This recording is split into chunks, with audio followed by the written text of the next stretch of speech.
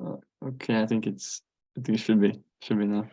वैराग्य विद्या निज भक्ति योगा शिक्षार्थमेक पुरुष पुराना श्री कृष्ण चैतन्य शरीर धारी कृपाम्बुदीर्य तमहं प्रपद्ये मूकं करोति वाचालं पंगुं लंघयते गिरिं यत्किपातमहं वन्दे श्रीगुरुदीनतारणम् वाञ्छाकल्पतरुभ्यश्च कृपा सिन्धुभ्यैव च पतितानां पावनेभ्यो वैष्णवेभ्यो नमो नमः। जय श्री कृष्ण चैतन्य प्रभु नित्यानंद श्री अद्वैत गदाधर शिवासादि गौर भक्तवृंद। हरे Krishna Krishna Krishna Hare Hare Hare Ram Ram Ram Hare Hare. Material world means world of competition. Hmm. There's there's natural competition in material world, and it's a world of competition. And in this sort of material competition, who wins? Who is the winner in material competition? In the competition in material world, who is the winner? Take this as a question. What do you think? Who is the winner in the competition in material world? Maya. Nobody wins. Nobody wins in the competition in this material world. There's competition amongst living entities only, right? And especially like in the animal species, animal kingdom as well, other kingdom, and this in this human kingdom, there's immense competition. And who wins? No one. Externally, it may appear that okay, yes, my boss is my competitor and I have beaten him. Or in my class, I've beaten my fellow competitor. Or in boxing, uh, externally, it may all appear that I've beaten my competitor, but no one is winning. We all are in this material world, in this material competition. We all are covering ourselves further and further in material entanglement, material desires, material attachments. And all of this is very un-Krishna conscious. All of this is not at all helpful for the soul. Nothing of this is the nature of the soul, for the progressive realization of the soul to attain its highest potential, which is pure Krishna consciousness. Now, competition is there as well in the spiritual world. It is there in the spiritual world as well. But all that competition is to bring joy to Krishna. But here the competition, although we may say, yeah, healthy competition is good, competition is to improve, but until and unless we come with this understanding, our foundation should be what? That I'm not this body, I'm a spirit soul. That should be my foundation. Now, if this is not my foundation, that I'm not a material body, I'm a spirit soul, then even if it is healthy competition or whatever competition to improve, self improvement, still no good because the basic foundation is very shaky. It is on bodily identity. Anything done on bodily identity is not at all a winner. Mm. So our starting point should be I'm not this body, I'm a spirit soul, and then further on, mm, I'm a spiritual body, I'm Krishna's, and further and further on. So there's immense competition in this material world, undeniable. No one wins by the interaction of the modes of material nature, my lack of knowledge, my ignorance, my offenses, and the arrangement of the Supreme Personality of Godhead, Maya. We get tricked by Maya, thinking that I am the winner or I am the lead runner. But no, uh, victory is what? Attainment of Krishna. Success is what? Attainment of Krishna. Are we, if one is progressing in that direction, then yes, he is a winner. So only a humble person is a winner. Someone who is humble is a winner. In societal terms, someone who is humble is seen as a weak person. Oh, he doesn't have much strength to speak out. He's just humble. So he plays the humble. In societal terms, humble means someone is humble, then don't be humble. People will crush upon you. Society will crush upon you and move ahead. Uh, But in Krishna consciousness, one who is humble is a winner. One who is humble, he is actually advancing towards Krishna. So, with this prayer, with this mood, with this vision, attitude, understanding, that we also imbibe some humility. We want to become humble. We strive to become humble. We pray to become humble. We make efforts to become humble. We inspire to become humble and give up this material competition altogether. Come to our real identity and be in a loving relationship with Krishna. So with this mood, attitude, understanding, prayer, vision, we continue our study of Srimad Bhagavad Gita. We'll see chapter 15, Bhagavad Gita, chapter entitled Yoga of the Supreme Person, and from text 1. Uh, but in this study, we'll just discuss the translations. We'll just read the translations, not the purport. Apologies. We have been doing purport in Hindi, and we desire to read in English. So just we'll try to do translation reading only and see how much we can take from here. And in our own time, of course, please read purports as well. So, chapter entitled 15, The Yoga of the Supreme Person, text 1, Shri Bhagwan Uvacha, Urdhvamulam Adhashakam Ashwatham Prahuravyayam Chandamsi Yasya Parnani Yastam Veda Savedavet. Renas, kindly read translation. um, the Supreme Personality of God had said, "It is said that there is an imperishable banyan tree that has its roots upward and its branches down, and whose leaves are in the Vedic hymns.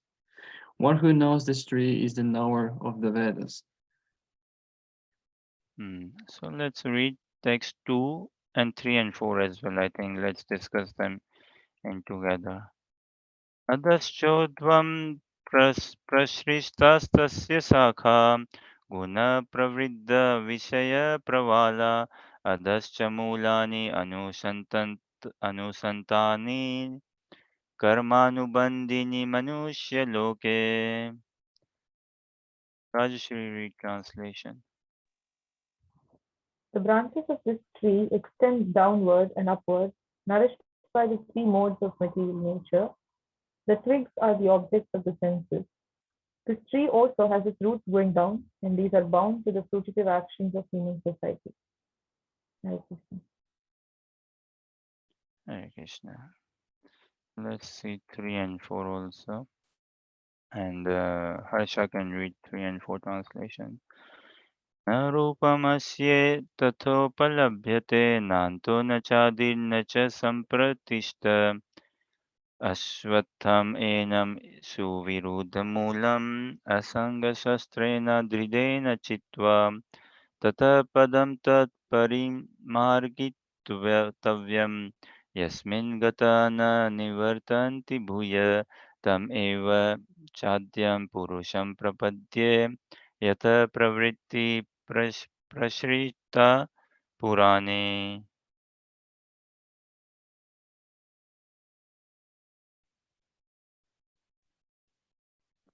The real form of this tree cannot be perceived in this world.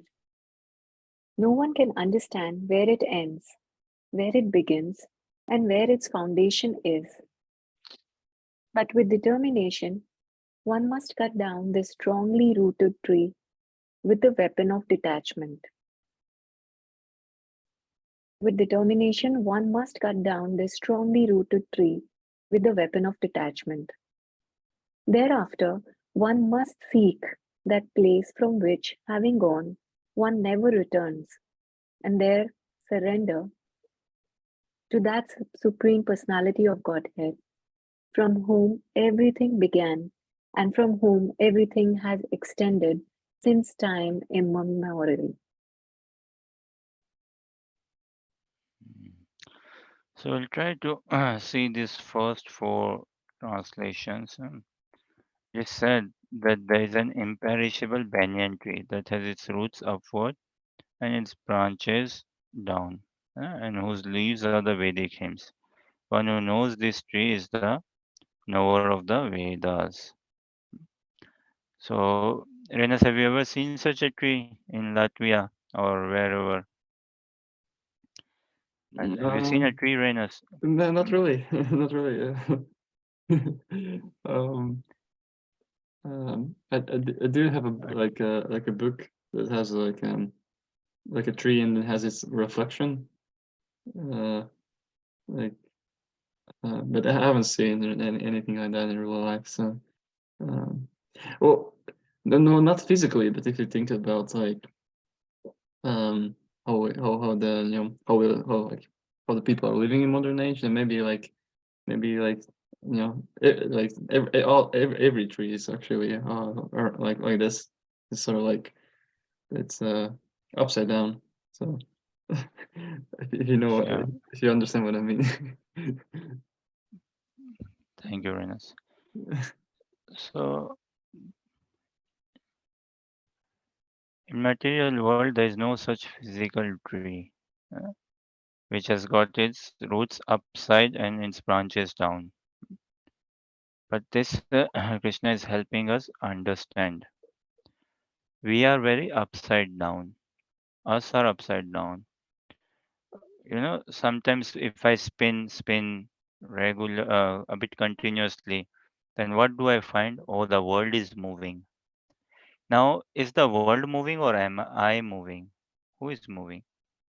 If I'm continuously like spinning for a short time, whatever duration, na, then what is the effect? Oh, the world appears to be moving, but actually it is my head. I am moving, and the friction and the force which makes me think, believe, say, oh, look, the world is moving, the walls are moving, the table, chair, persons are moving. No, they are there only.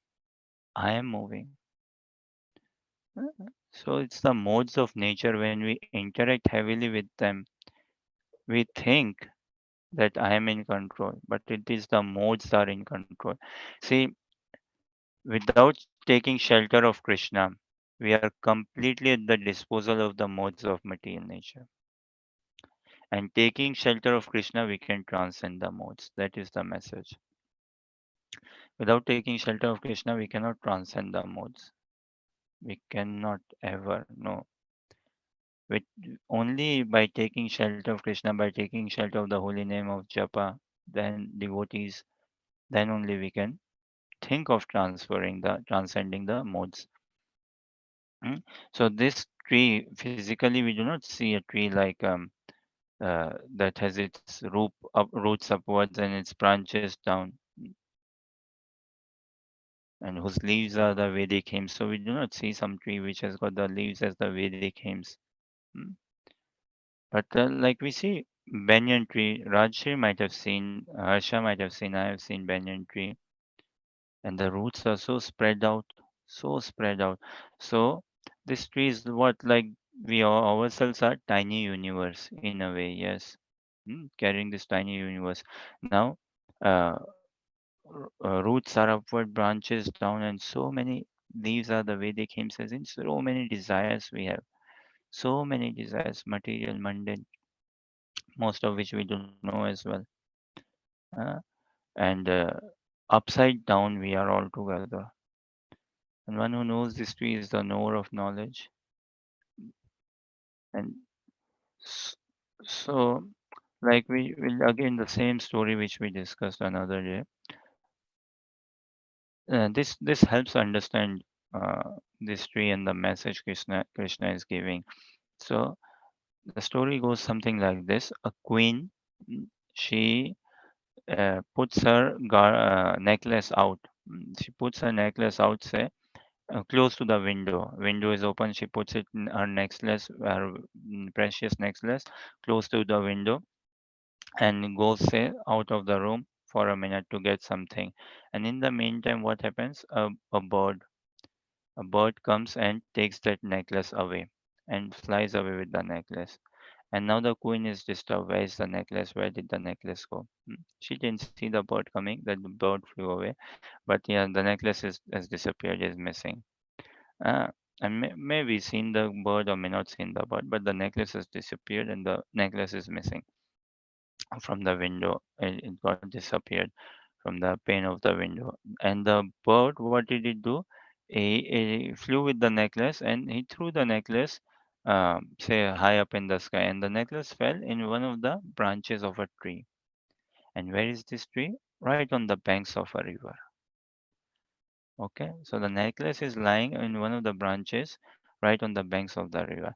And now uh, the king got to know, of course, that the queen's necklace is missing, has disappeared.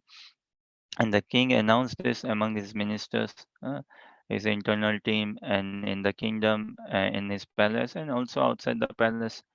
And he requested people to search for this necklace, and whosoever brings, the king will reward him with good money. So now all the people are looking for the necklace, queen's necklace. Everyone has to search and seeing the necklace, and will get reward from the king. So people are busily engaged now trying to see this necklace. And some people, they happen to come walk across the river. mm, And walking across the river, they see this necklace. Where? In the river, in the lake. mm, In the river, say, they see this necklace all together. And now they say, oh wow, this is the same necklace, huh? And they give report, okay, found it. Nah. Then what? They jump into the river. Jump into the river, seeing the necklace, jump into the river and trying to catch the necklace. But swimming hard, trying, making so much of effort. See, this effort mentality. This is the thing. Maya means what? That which we get tricked by Maya. This is the trick. Maya can only tempt, test, and by this thing she tricks us. Problem is not Maya, problem is me. I allow myself to be tricked. Ah, that is the thing that I allow that mirage. No? Is there water in mirage? Yes, there is water in mirage. Cannot deny that there is not water in the mirage. Because when we see, we clearly see a water, appearing water in the mirage, in the desert. But thinking that it is real water and it will quench my thirst when I try to run away, run towards it, that yes, this is water, and if I get it, my thirst will be quenched. That is Maya. As long as I can see, yes, it appears to be water, but is not water. That is coming to knowledge. So here also in this instance, the necklace appears to be in the river, in the lake, in the pond, but actually it is not there. And people thinking it to be there, they make a dip, a jump. They jump into the river and work so hard. And now see how expansion of material desires happen. No? How material world expands, how it all expands so heavily. So now, when whilst they are in the river trying so hard, there are other parties who come outside the river and they put up stalls. How to get necklace in 3 days? Uh, they put up stalls with different motivation quotes, slogans.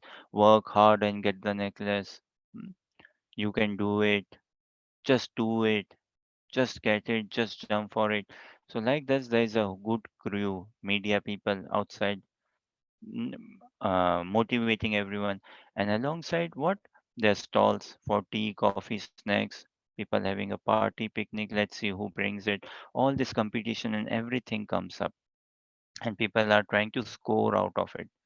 Score out of it. Who brings? So various one desire leading to another desire, then another desire, creating so much of chaos and confusion, and everyone is pampering each other. Now someone poor person who is in the river is struggling, also not getting, he wants to come out, but someone outside the river pushes him in. No, do not come out, stay in the river. Someone inside the river tells him, do not lose hope, carry on, keep calm and carry on. That is material world, means material association. And in material association, we are going to be defeated every in regular intervals. There is defeat only in material association, no victory. There is humiliation only, upset only in material association. No rising, falling only, uh, separating only. trouble only, entanglement only. So after this frustration, this much, a saintly person walks by the side of the river, on the banks of the river, and he sees all this drama which is going on, and he understands what is the thing. So people there approach this saintly person and ask him, uh, or saintly person himself, he initiates a chat and tells people, "Oh, what is going on? Looks like a strong buzz." Then he gets told of the story. Oh, I see. Now, saintly person being naturally kind. A saintly person is naturally kind. He doesn't. A saintly person who brings God to others, to other living entities. Saintly person is carrying God in his heart, and he comes and delivers it for free home delivery. Like devotees, they go out distribute books. They go out and give books to people's hands, giving them Bhagavad Gita, giving them pure Krishna consciousness, or door to door, going to people's house, not waiting people to come to temple. No. So saintly person also not waiting that people ask me something. He initiated, people responded, and he knows where the necklace is. So saintly person harbors no competition. That if I let me not tell them, and once they are tired and fed up and left, I will jump into the tree and get the necklace. Such is not at all the mentality of the saintly person. Also, saintly person doesn't think like this. Oh, let me not reveal something Krishna conscious to other devotees. Let me just keep on advancing myself. That is not at all the sign or the practice of Krishna consciousness of a saintly person. No. The more we share, the more we learn, the more we understand, the more we become blessed, the more we get purified. So the saintly person told them, well, you are looking for the necklace, and the necklace is not in the river. Actually, it is on this in this branch of the tree. Look up, the necklace is there. It is just the reflection of the necklace which is in the river, and you are trying so hard to get this necklace, but in a wrong way, in the wrong place, in a wrong manner, wrong time, everything incorrectly. The mood is fine, the objective is fine, to be ever happy.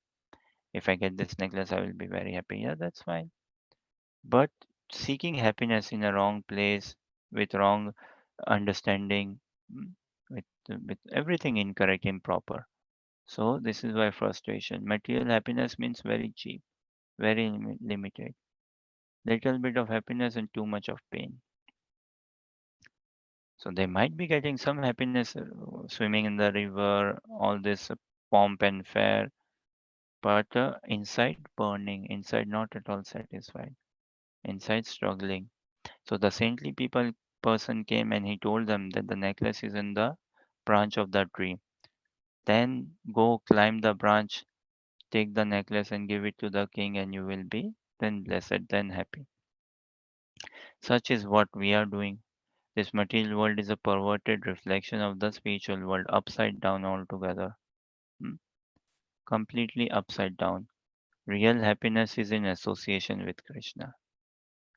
That is where real happiness lies, real joy. Real happiness, joy is in coming to our real nature, spiritual nature.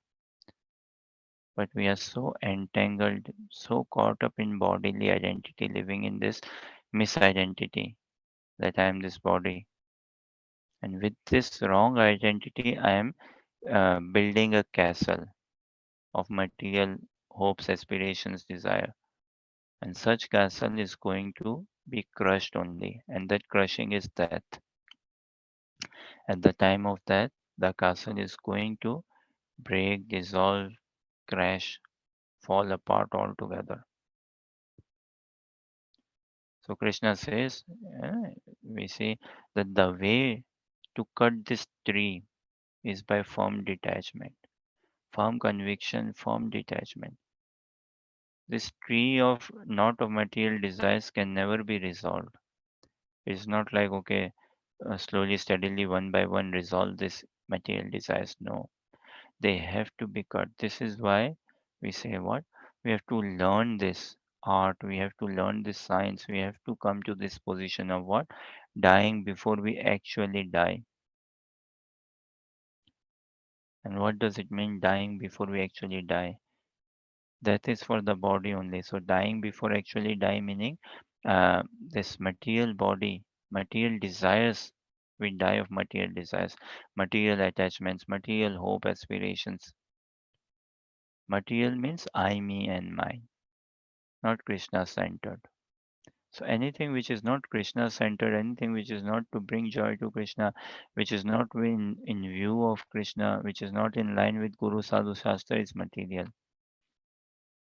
And we have to completely give up all of that. And that has to be given by firm detachment, by conviction and applying the knowledge of detachment. It has to be cut off altogether. Otherwise, we won't be able to progress. We can never progress, take on the next step. If I'm harboring many material attachments, I cannot take on the next step in my spiritual journey. If I'm taking so many material attachments, and the cause of fear, the cause of fear is what? Material attachment, material desires. Because they tell us, they give us this message that you own me and I will give you joy. And if you separate from me, you will be in pain. With material identity, the soul will hold material desires only, will catch on material desires only, material attachments only. With spiritual identity, the soul will hold on Krishna desires, catch on Krishna desires, catch on Krishna's lotus feet, take Krishna's shelter only, and attain pure joy. So this desires of dying before dying, also we were discussing few days ago, right? There's a comedian, could be Scottish comedian, could be Billy O'Connor, Scottish comedian. Mm. So one comedian says this thing, what? That uh, I do not mind that. I have no problem with that. It's just when it comes, I do not want to be there. Now, philosophically good. Yes, I have no issues with that. I do not mind that. That is not a problem for me. It's just when it comes, I do not want to be there. So, look, that is unnatural. That is not at all common for us. Now, how can I live in a way that when that strikes, I'm not there? Uh, that will strike all of us. Renas, were you there in temple? We were discussing this once. Yeah, I remember this. Yeah. Yeah. So, when will that come, Renas?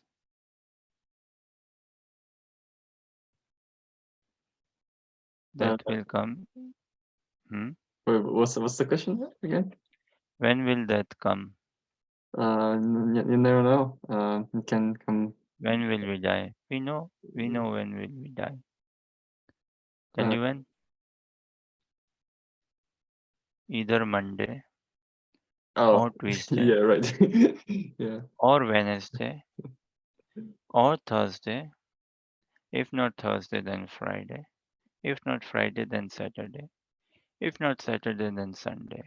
But surely either of these days, either January, February, March, April, May, June, July, August, September, October, November, December, either of this month, within this month, any of these days, within these days, any of the time, morning time, evening time, dusk time, noon time, dawn time, midnight time, any time, as sure as that. So that is going to come surely. Just timing is unknown.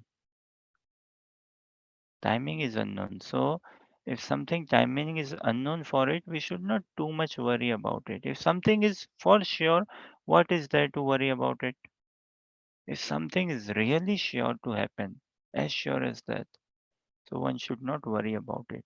But still we worry. Why? Because of material attachments, because of material desires, because of building castles in the air. We build na sand castles, we build castles in the air.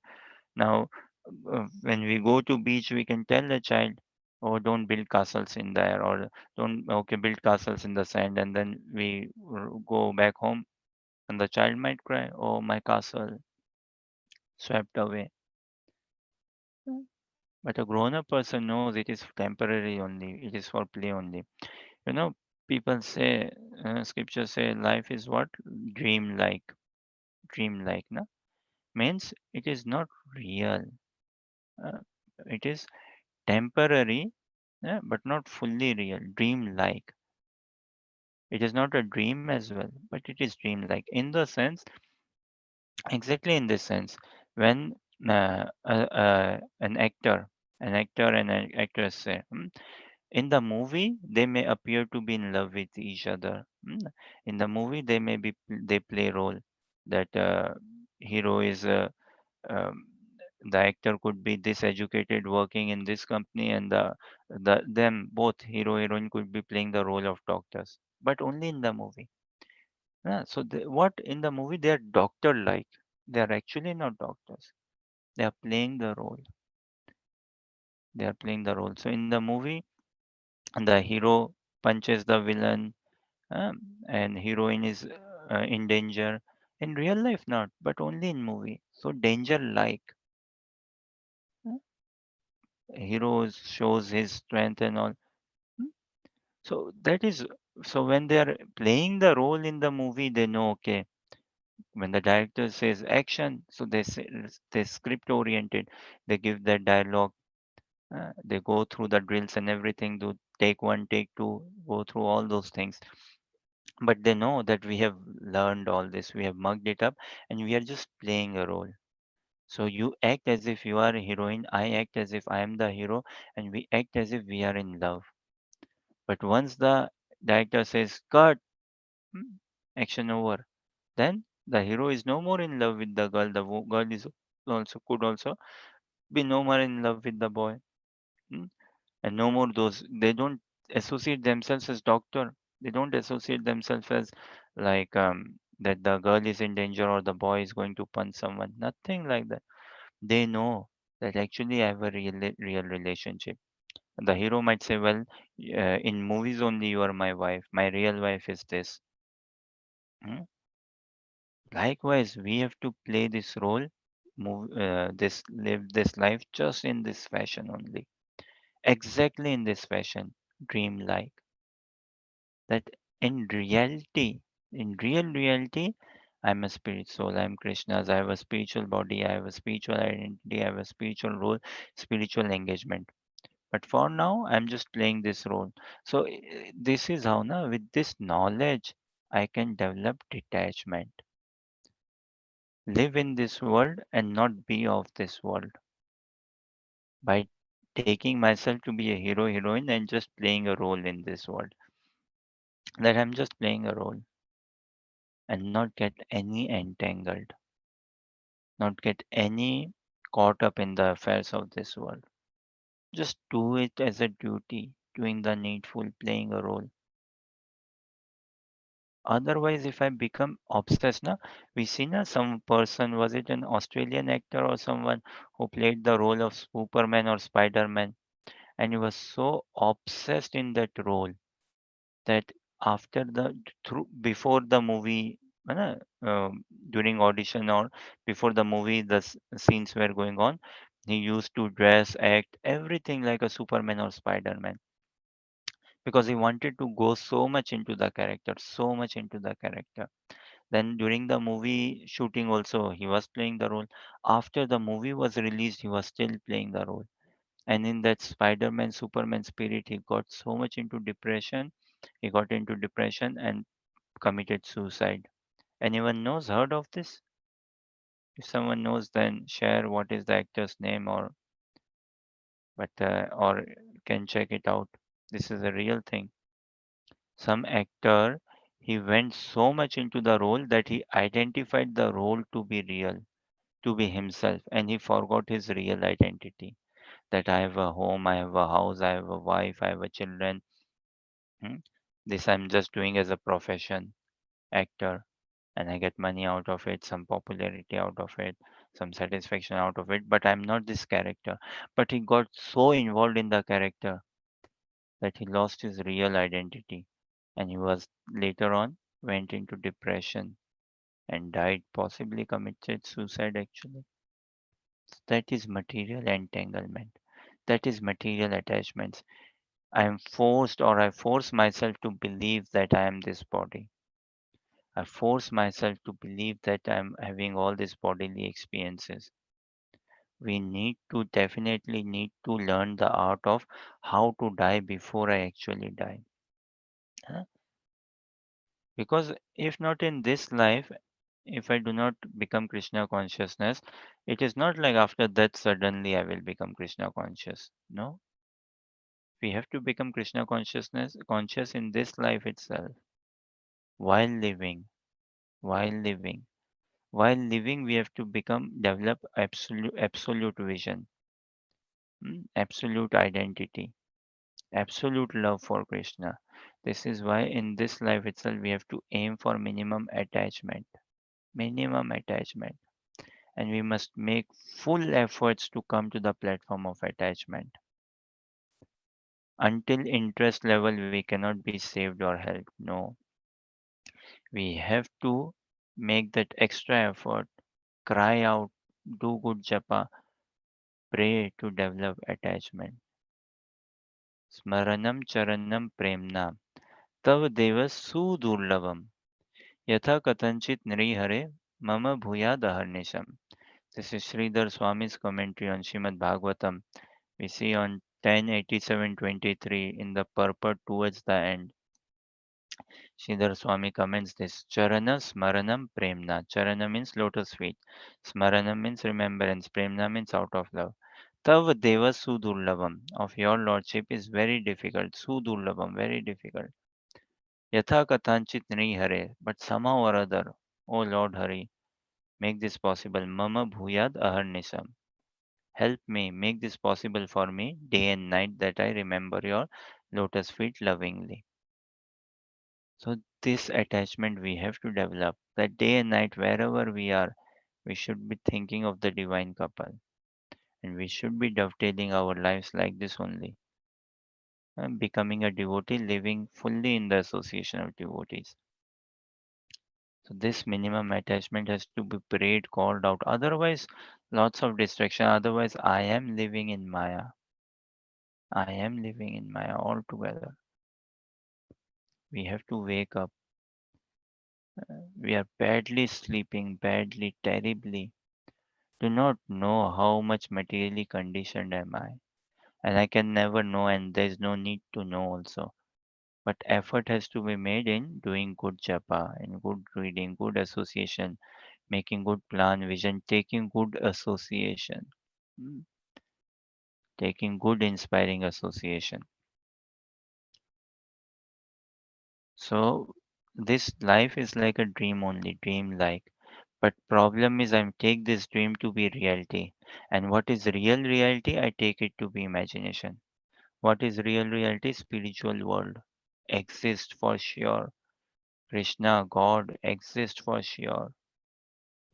But that reality I take it to be imagination.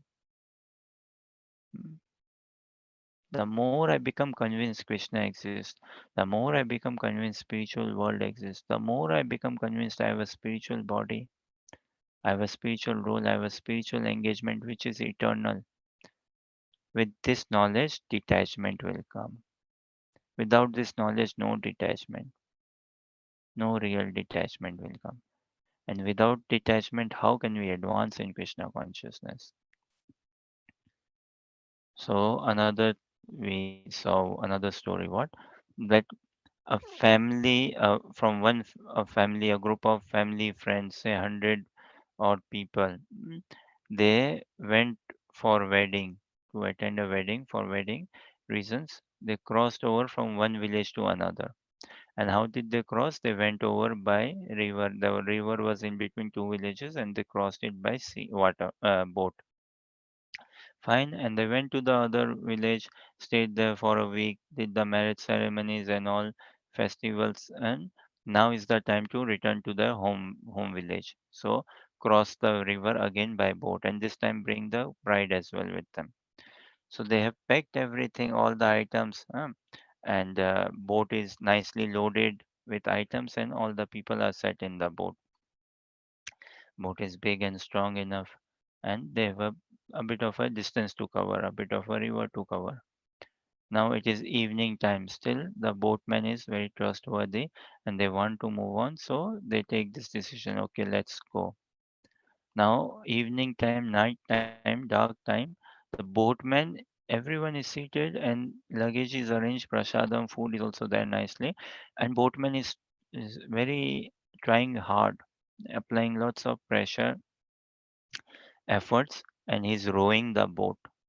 He's rowing the boat, and the other helpers also help him row the boat. So for 5 hours, 6 hours continuously, they are rowing the boat. Come next day morning, what do they realize? That they haven't moved anywhere. They haven't gone any far. They are still there only, where they were the 6 hours back. They have not budged an inch. What to speak of reaching their home, their village? No way. They are still stuck on the other side. Why? Why everyone is in the boat? The direction also the boatman knows, and they are pushing, rowing also so hard. What is the problem? Why could not they move any further? Why could not they move any further in spite of all these efforts? Because they were going in a dark. No, even in the dark, but still they were rowing. The boat should be moving na, somewhere. Maybe in the dark they could be going in a wrong direction. But in the early morning, next day morning, what do they realize? They are exactly the same place where they were in the evening time, in the night time, 6 hours, 7 hours ago.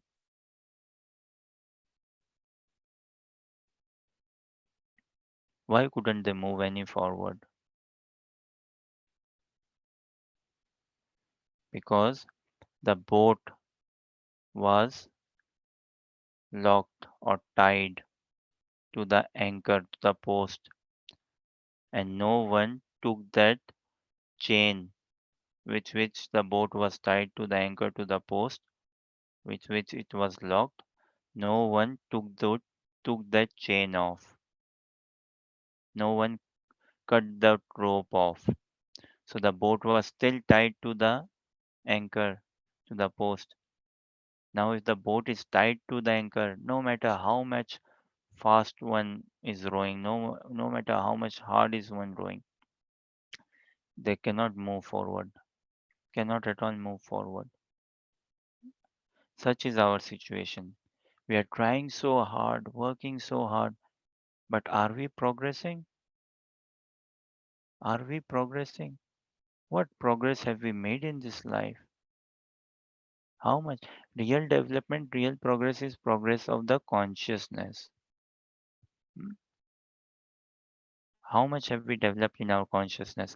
How much have we, mm, see, whatever we do in life, that should be the central point to it. Hmm? That should be taken into account. Now, all this, whatever efforts are we making, is it making me peaceful? Is it making me humble, kind, compassionate? Is it making me any less lusty, any less greedy, less angry, less jealousy, less competition? If not, then I must check what sort of life am I living? Isn't it such a futile, useless, poor life that I'm living? I'm still carrying so much of lusty desires, greed, anger, vanity. There's no compassion, kindness. I should be asking myself all this. What life am I? What am I doing? So, because the chain was still locked, attached to the uh, post, so the boat wasn't going any forward. Likewise, if I'm still hanging on to material attachments, material desires, still harboring them, working on them, carrying them, I cannot advance in Krishna consciousness. And with material attachments, fear is only going to come, fear of losing them. So this is why Krishna says that we have to cut this attachment towards matter by strong knowledge, by detachment. It cannot be one by one resolved. No, let me first get it. It doesn't work like this. In the sense, let me first get rid of my this desire to have cars, then I will get rid of my this desire to have house, and then I have get rid of this desire to have holidays. No, all the material desires they have to be burnt in the fire of knowledge. Okay, at this point, any thoughts, questions, or comments, or clarifications?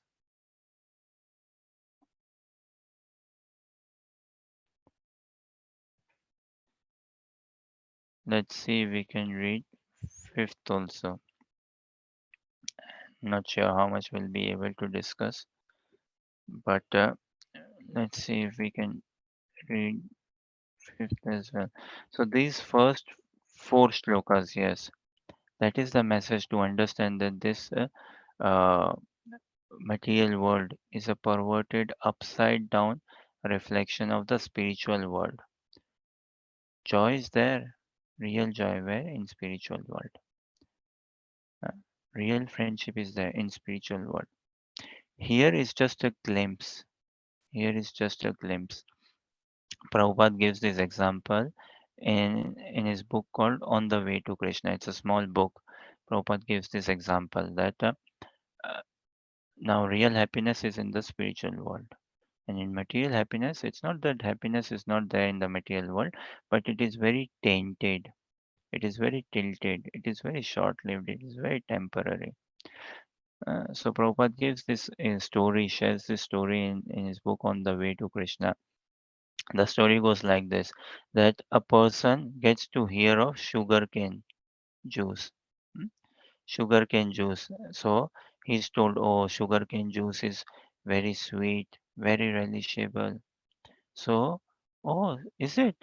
What does it look like? Oh, it looks like long cane, hmm, and covered up, and it needs to be kind of the covering has to be pulled off.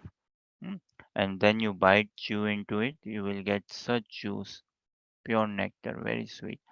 So here in this description, the other person, he goes into forest or other places, and he tries to work it out, which is that sugarcane juice, which is that sugarcane. So instead of sugarcane, he comes across what? He takes bamboo to be sugarcane, and he tries to rip off the outer covering of it, cut the outer covering of it, and tries to chew, suck.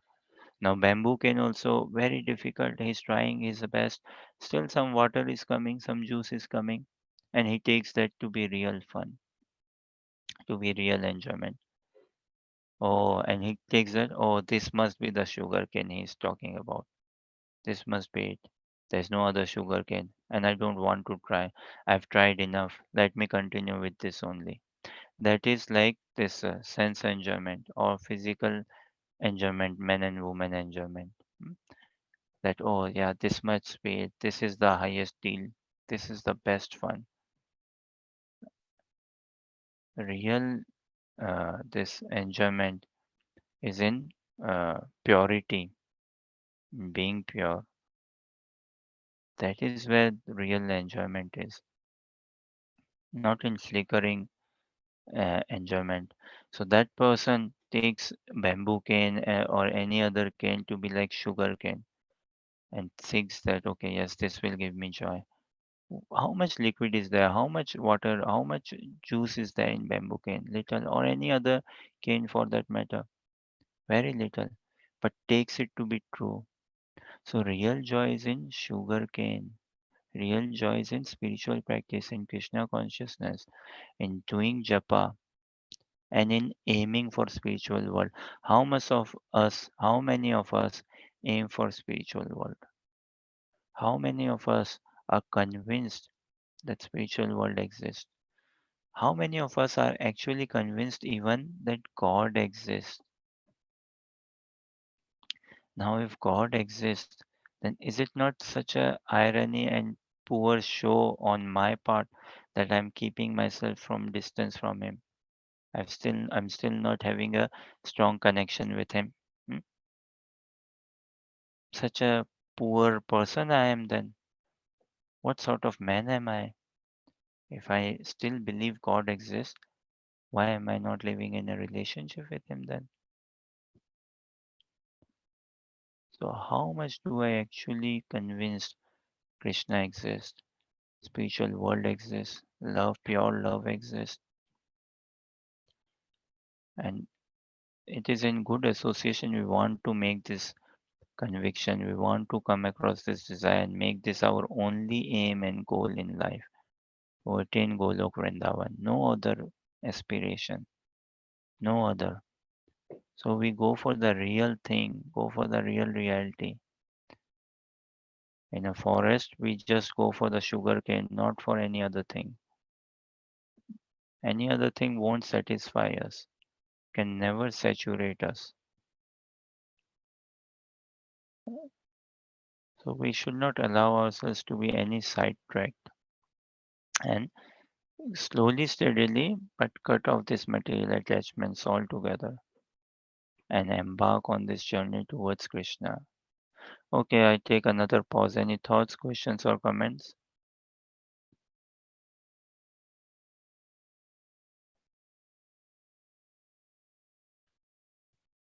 So, question: do we live in life in distraction or in attraction? Is our attraction in something which is really attractive, or is my attraction is in distraction? Am I attracted to attraction or am I attracted to distraction? One Uh, can check if I'm. I guess Yes, Renas. it depends from day to day. Sometimes you feel like you're attracted to the things you should be attracted to, but sometimes it's like Like, distracted. I guess it's like spiritual practice. Kind of like uh, just reading some scriptures. Kind of like getting closer. Making, as you said, making relationships with Krishna. But yeah, the other days is just like something that just like just distracts you and kind of like takes you a little bit more away from that that nectar. everything begins when I understand that I'm not this body, I'm a spirit soul. That should be the foundation. And when I associate with devotees, only then I can see the beauty of Krishna. Otherwise, impossible without association of devotees. And associate means loving devotees, serving devotees, developing a bond and attachment more than respect. More than respect. Respecting devotees is good, but we go further. We love devotees. Then Krishna will reveal himself. Then we become attracted to the real attractive Supreme Personality of Godhead, Krishna. Hmm? And in that attraction, we'll always find ourselves enthused, inspired, motivated, uplifted. And I can check for myself, is my attraction in distraction or no, or my attraction in attraction? Has distraction become my attraction or real attraction become my attraction? The after effect will be I will be more peacefully, materially more satisfied, mm, more equanimous. And within all of us is this desire to be ever happy. So, where is that place where I can be ever happy? How can I be ever happy? We need to find out what is it that makes me the most happy. For someone, it could be making money. For someone, it could be making girlfriends. For someone, it could be getting uni, marks, score. Someone, it could be traveling. Now, if traveling is what makes me the most happy, then, but just if I'm allowed, if I get this to travel and travel, then all my other desires are they satisfied? Then come what may, do I still remain calm, peaceful? Then has to be checked. Yes, traveling makes me most happy, irrespective of whatever is going on. So anything that makes me most happy and keeps me most happy. One thing is What makes me most happy? Oh, going for a run makes me most happy. But does it keep me also the most happy? Going to gym, doing exercise makes me most happy. Okay, now you have gone to the gym, done the exercise. Now does it keep you also the most happy? For how long? Uh, For how long? So this chanting Hare Krishna, we can check if it makes me the most happy. And does it keep me also the most happy? The practice of Krishna consciousness, does it make me the most happy? And does it keep me also the most happy? So every one of us in life need to find out what is it that makes me the most happy. And we are spiritual beings. It is only spiritual practice that is going to make us the most happy, not matter. Impossible. Impossible. All right. Any other thoughts, questions, or comments, or if any clarifications? Um, Something that comes in my mind is um, it's like the do you know the allegory of the cave by Plato? So so sort of like uh, so there's like a caveman who lives in a cave and he's like chained to a wall and you only see shadows of the real world. Mm-hmm. And so it's like, Mm, and then he like that's and he thinks that that's the real reality. And so yes. and then one day he gets out and sees like that's wasn't actually true. So I guess it's like Yes. similar. We are like Yeah. yeah Yeah. yeah yeah. We're thinking about that. Yeah. Yeah. Very nice. Yeah. That's analogy very befitting. And there's some other also. So this analogy, right? A person living in a cave in the darkness with whatever little light, whatever little air, whatever little water and oxygen and food, say. But he takes this to be the reality. Light is there coming from behind, but he's not facing it. He's just seeing his shadow. And he takes light to be unreal, look. And he takes darkness to be real. Then someone comes in the cave and pulls him out altogether. Only then he can find. So God helps those who want to help themselves. Now it is upon us how much do I want to be helped. First of all, understanding what does help mean. What sort of help do I want? Do I want help so that I'm able to make more money? Do I want help so that I'm able to buy more house or buy a house? What help do I want? What do I want to attain in life? So God will help me. If I'm after material aspirations, fine. If I contact Krishna for material aspirations, so Krishna will help me that, but he will purify me.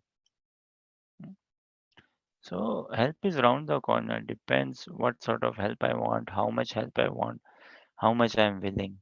And it is in devotee association that we'll find nourished, inspired. Our real strength will develop more blood, say, in devotee association.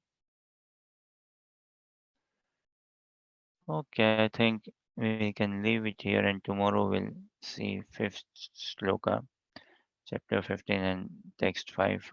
We'll see more tomorrow or another day. Any other thoughts, questions, or comments?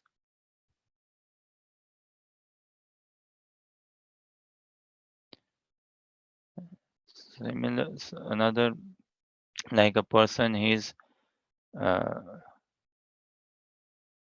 yeah, a person, he's say living in a prison. Now he's living in prison and it's winter time, say, and what? He's given a ladder. He comes across a ladder, or he comes across a piece of wood. Uh, Now what does he do? Using that piece of wood, what he can do is he can climb the walls of the prison and get outside. He can actually climb using that ladder or the rope or this thing, a wood, a piece of wood, long piece of wood. He can he can climb and go outside the across the fence of the across the wall of the prison and go on the other side. But what does he do? He takes that wood, he takes that ladder, cuts it into pieces, and what? He makes fire out of it. Why? Because it is cold in the prison. He makes fire out of it so that this fire will give me warmth and heat, and I can enjoy life in the prison. This is what we are doing. We are trying to make a settlement status. In Europe, they give a settlement status, or many countries give this status. What? Indefinite leave to remain, permanent residency. So the prisoner is doing the same thing. He's making use of the wood. Oh, let me burn fire. All the other inmates will be so happy, uh, and my warden will also be happy. Let me burn the fire, and I get warmth, and other also get warmth. So short-term gain, short-term pleasure, and problem with short-term gain pleasure is then I try to preach also about it to others. Oh, come here, sit in this fire, it is so warm. Oh, bring that wood also. Bring that ladder as well. Let's chop that ladder also. Come sit here in fire, it is so warm. Yeah. Likewise, we do propaganda, material propaganda. I myself am living in short-term gains, and I push others also in short-term gains. So I'm going in deep danger myself, and I push others also in that deep danger. But I have an opportunity to climb the wall by making use of the ladder or of the long rope or the wood. Now, how do I get this intelligence? When a devotee enters my life, then inspiration, knowledge, intelligence comes, and I can give up living in the prison. I can give up that temporary relationships, those temporary attachments. I can first cross over, and I can leave that rope behind, that ladder behind, and help others also cross over. Hare Krishna. Okay, we leave it here then. Thank you very much for your participation and joining. Mm, And we continue tomorrow or another day. mm. Hare Krishna. Hare Krishna. Thank you, Prabhu, Sure. Uh, should I send the recording to you as well? You can stop it, please.